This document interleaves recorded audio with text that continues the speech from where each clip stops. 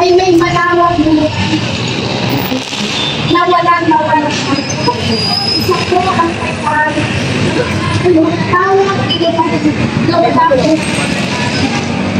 ang isa po ang pagkakas na nagkakarami ng at mga developer.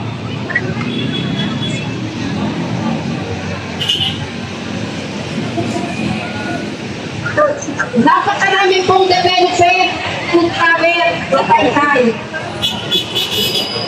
Kung saan nakatirang ang malawak na marami ng mamamayan ng Taytay. Dekada-dekada na po silang nakatira doon. 6 na dekada, 5 dekada, pinakamababa po ay 1 dekada.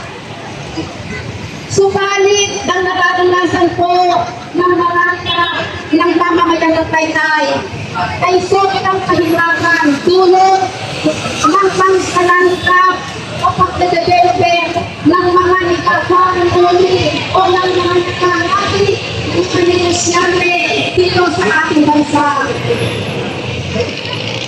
Ang ginagawa po nila sa ating mga mag-aaral ay hinaras, tinatapos, hinahihiyag ng maraming buwagda, hinahuhuli, kasi naman sa Philippines Agency,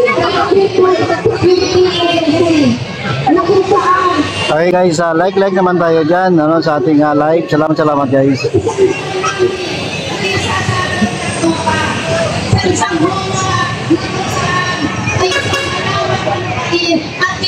At kanila itong kinakangkang ng kanilang mga negosyo. Marami po ang naniniwahan dito. 151 na pamilya. Kung ito ay mapupunta sa isang developer o sa isang nanggabe, isa lang ang makikilamang tulong po sa 26 na hektarya, 26 na hektarya ng malawak na lupain. Saan po dadampatin ang mga mararitang nakatira dito?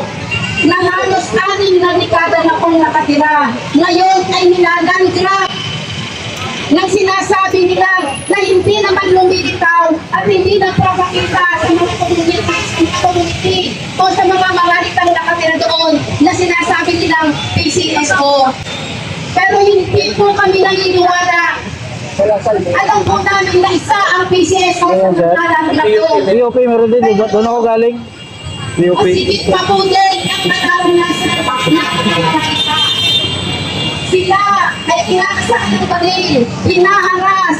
Ito yung atang malaking gate para hindi makamasmasok dito? ang kanilang pag-anak. Nung nakaraan pa sir? Hindi makapasok. Nung kahapon yata? Mga anak sa trabaho. Dahil partial ang kanilang lugar. Dahil sa pagdalangrap at pagdadevelop ng mga naghaharing uri na yan na hindi naman sila ang may-ari. Puro peke ang kanilang pinapakitang dokumento na sila yung may-ari. Pero kapag inalam mo o inalam po namin ang katotohanan kung sila nga po yung may-ari, walang lumalabas na sila ang may-ari. Sa po, marami po kami community sa Barangay San Juan. Ang kanilang kalagayan, inaalisan sila ng daan. Yung mga estudyante, hindi bibigyan ng daan sa aral.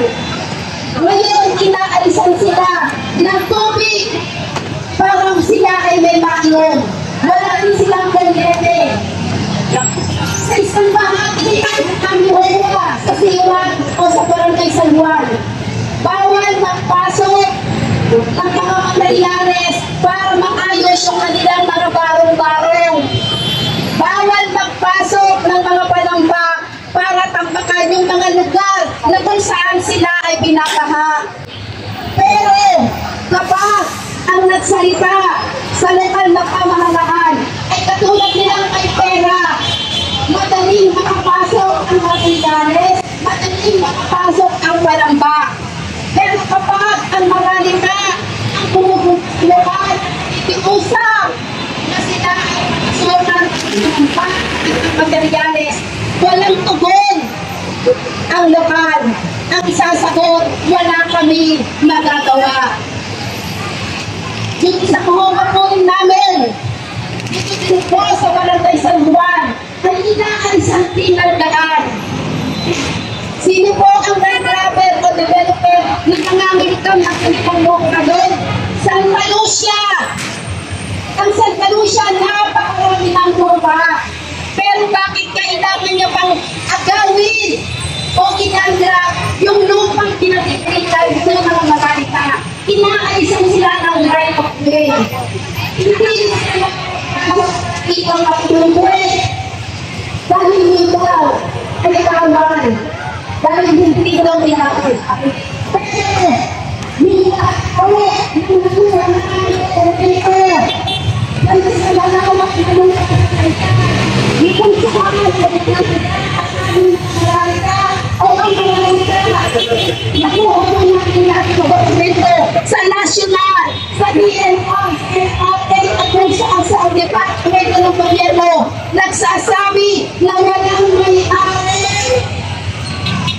Yung isa pong huwa ang nagmamay-ari sa kanila, sa aming papel nilalalaman na ang lupang pinatitingan ng mga baralita ay government property.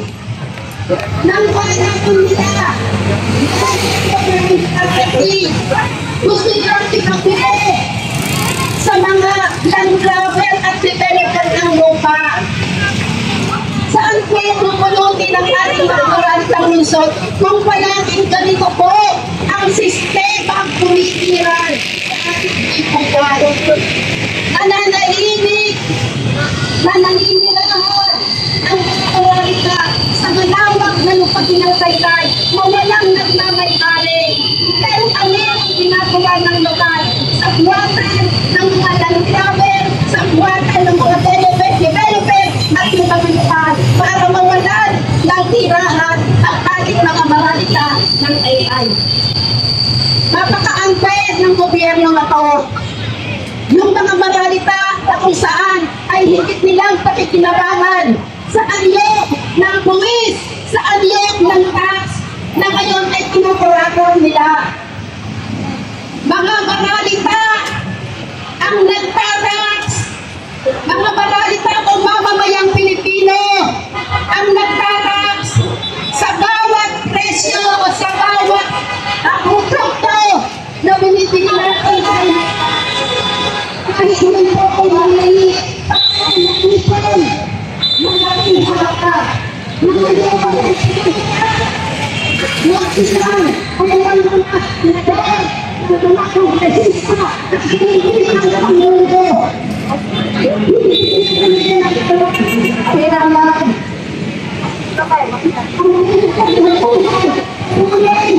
ang sa inyo sa taong bayan.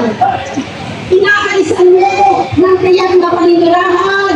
Inaalisan niyo ng kabuhayan. Inaalisan niyo ng serbisyong panlipunan.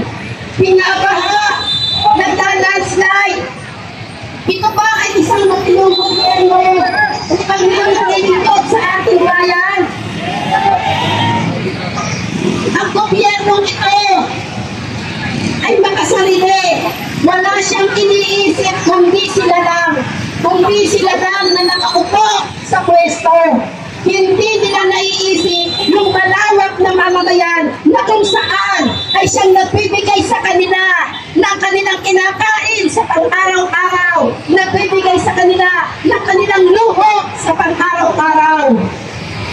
Kaya kami po sa bahagi ng Taytay Urban Folk Alliance ay patuloy na titindig at lalaban para sa mga land grabber at developer na nangangangkam ng aming lupa. Patuloy kami susunod, patuloy kami lalaban para sa aming lupa, sa paninirahan, sa edukasyon, sa karapatan at sa kalusugan ng mamamayan ng ating bansa. Yun lamang po at maraming salamat.